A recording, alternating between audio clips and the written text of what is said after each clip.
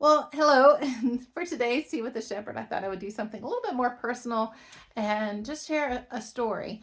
So, a few years ago, probably 3 or 4 by now, um, I had gone to a special service and had taken my dad to it.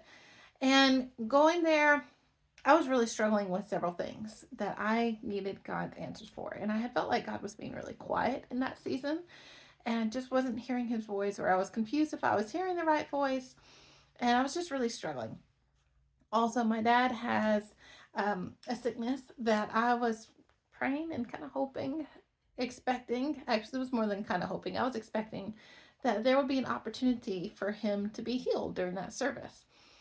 Well, we get there, and it was 2 or 3 days of this event, and every service that went by, there wasn't a call for healing. There wasn't a call for the different things that was going on in my life personally. It was focused more on salvations and prodigal sons, which had not been the case at any of the other previous events they had done.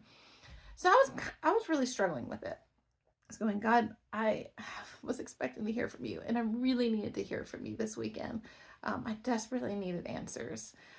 I need to know if I'm listening to your voice, if I'm hearing your voice correctly. And I just didn't get that. And so it came down to the last service. I was frustrated, and nothing again had changed, and hadn't heard anything from the Lord during the service. Nobody had spoken to us. And this is a massive group amount of people. Not saying that I was expecting for us to be singled out, but at the same time, I know that God can. So anyway, we went back to where we were staying, and the next morning we got up and got ready to leave. And it was prompted on my heart at that point to go back to the church. And I wasn't sure if it was me, if I was just hoping that somebody would be at the church and that would speak. And maybe that's why I was supposed to go back to the church. So we went back. My dad stayed in the car, and I went to the doors, and the doors were locked. I was also preparing to preach on that Mother's Day the next day. And I didn't know what to do. So I took out my notes that I was going over and studying back over them. I'm going, I don't know what you want me to do here, God. Well, why am I here? All the doors were locked. So I went and sat in a little area that was situated as kind of a patio area outside the church. Now, there was people inside the church. They were still closing up the event, but nobody was opening the doors. So I went and sat in this area. There was no trees right here. And while I'm going over my notes, suddenly this bird begins to fly and swoop down, gets right in front of my face, and then veers off. Not a big deal, except that it kept doing it over and over and over. It would go up to the top of the power line and swoop down, and it would brush. I would literally feel his wings passing by my ear. And it was in complete attack mode over and over and over again. There's no trees. I'm not sitting by any nest. And I'm watching this bird. It goes up to the top of the steeple, comes back down.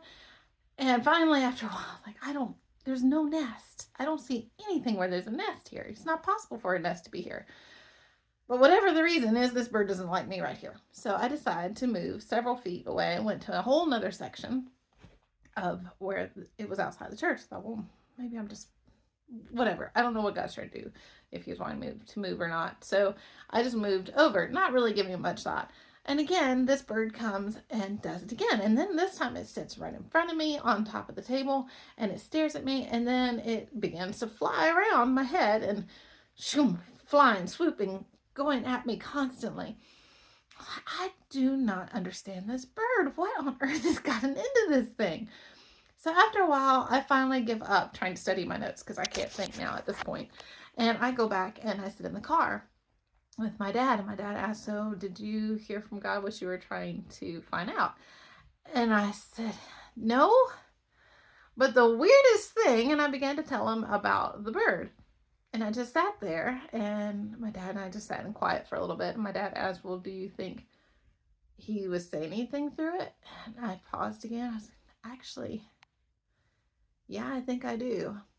And from that moment, the Lord just began to pour over me and say, you've been looking for people to validate, to speak into your life, to say, to confirm the words that you've heard, or this Christian fortune teller in a way to speak to you and say that God sees you and he's used a person.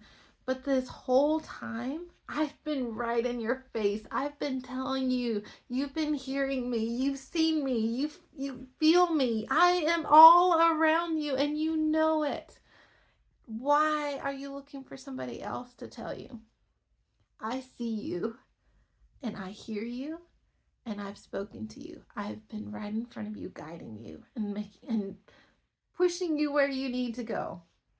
So stop looking for validation from other people and just listen to my voice that you actually know very well. And so this is something that I have really taken to heart over this time. In fact, it ended up getting incorporated into my sermon that next morning because God does see us. And sometimes we do look to people that we believe that are stronger in the faith when God has been right there the whole time saying, I am speaking to you. I have been right in front of you this whole time. Why are you looking for other sources? You know my word. You study my word. You hear me speaking. Just take that and stop trying to fill the void. There's not even any void. I've been right there. So stop trying to find it in other sources. So I hope this encourages you today. Maybe you've been doing the same thing, but God does see you. And he saw me that day. He's been seeing me this whole time. He is the God who sees, just like he spoke to Hagar when she felt broken, she felt lost, she felt confused and abused. And in the middle of all that, and in her desert time, not knowing how she's even going to take care of her son, she's expecting her son to die and her to die in the desert as well. God places an angel there and says, I am the God who sees. I see you and I will take care of you and I will take care of your son. You don't have to worry about who's going to be the source for you, just like because she had Abraham for a long time. But now she was completely on her own. And God was saying, just depend on me. I will take care of things. You've been dependent upon others for a long time. But now know that I do see you. And you can depend on me. And I will take you through this. You will survive and you will thrive. So may you be encouraged and blessed. God sees you.